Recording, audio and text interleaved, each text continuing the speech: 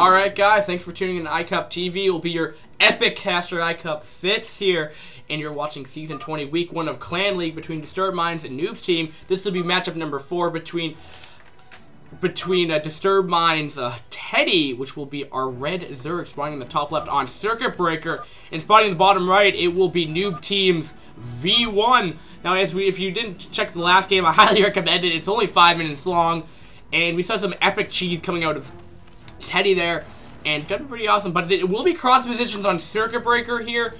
A pretty ginormous map. Traditionally speaking, you get a lot of macro style games here, but you know, just from Teddy, I feel like that might be a possibility that he might do it again, but we'll see. We'll have to see if that's gonna happen. We might see a macro game. It is cross positions, keep in mind. Rushing on this map, cross positions is not gonna be likely, but we'll see. But it looks like we're gonna be seeing a Forge Fast Expand coming out of V1, playing more of the traditional Estonia players. Love to do that, I guess. If we learn anything from this cast, Estonian players love that, but no, I'm only kidding. But 9 pool coming up again.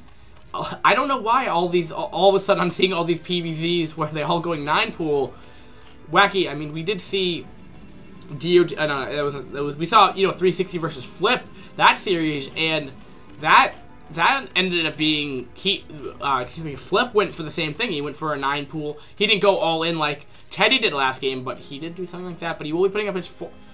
I think though what V1 is probably gonna be thinking in his head right now is just like, well, last game I got completely cheesed out, so he's probably gonna put down double cannon again just to be extra safe here. And there's no backdoor, so he'll be definitely okay. And yep, it looks like he's going for he's definitely going for 9 pool. He's saturating that gas for right now.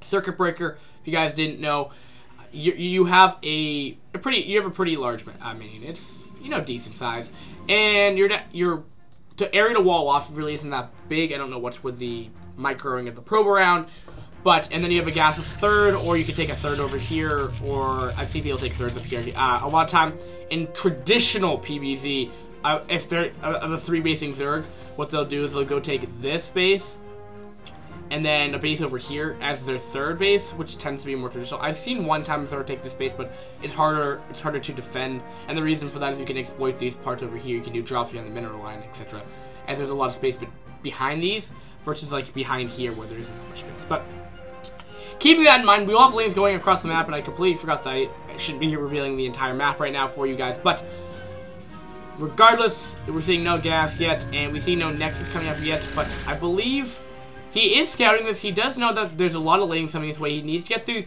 those probes out in time. I don't know why his probes aren't out. If he sees this coming, they're going to be able to go right through there. I think he's just going to wait for speed to be completed, and he's going to be able to do a run by. He's bringing down Nexus. I don't think he realizes he's going to be continuing to... The one thing I think, you know, Teddy could have done improved last game. If he was going to go for that kind of... It's an odd location for expansion. Out of the way, probably not going to get scouted, but I think what he could have done is taken a macro hatch and then gone out just to completely overwhelm with mass ling. But he does have the probes out, though, so this might do some damage. It's going to have to depend. If this macro hatch pushes in and he's continuing to produce out of it, and 6 more lings are coming out right now as well. Yeah, so this is kind of wacky.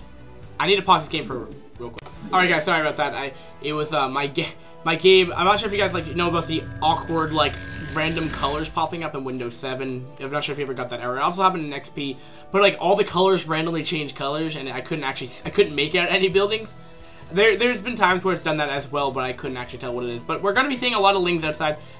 This might be a little too much. I mean, the probes, considering the fact he's also putting the probes away, this is going to be completely exploited. He's going to have speed up and ready for this, and I think Teddy might be able to do a lot of damage here. Again, I could be completely wrong, but I mean, he's double expanding as well behind this.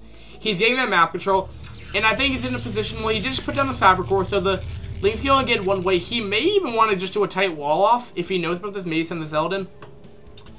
That might just help him, but I mean, sometimes you see that, but there's a lot of lings that are going to come in right here. They're going to go right through the Zealot. That's not a tight wall off. Oh my goodness, but Zealot's finally trying to kill off a couple lings right there. Will there be enough lings here? It doesn't look like it for right now, though, but the lings didn't do too much at all right there. He did kill off a Zealot, though, which means if he's going for round number 2, this is the perfect time to do it. There's no zealot there. Putting down another cannon, but he needs to put something to wall this area off right here. Link speed is going to be very, very effective. +1 hasn't yet to kick in yet. He's just started it. The zealot, will that zealot finish in time though? I think it might. But there will be a third cannon up. No, it doesn't look like that right now. It looks like this push will be coming right before the third cannon comes up right now. He needs to put down. He needs to get more probes in that area right there. He needs to do that. But he will be sending out a scouting probe to see where the links are. I'm not sure if he quite realized. I'm not sure if he saw those. I hope he did, but he will be seeing more link. Oh, did he just...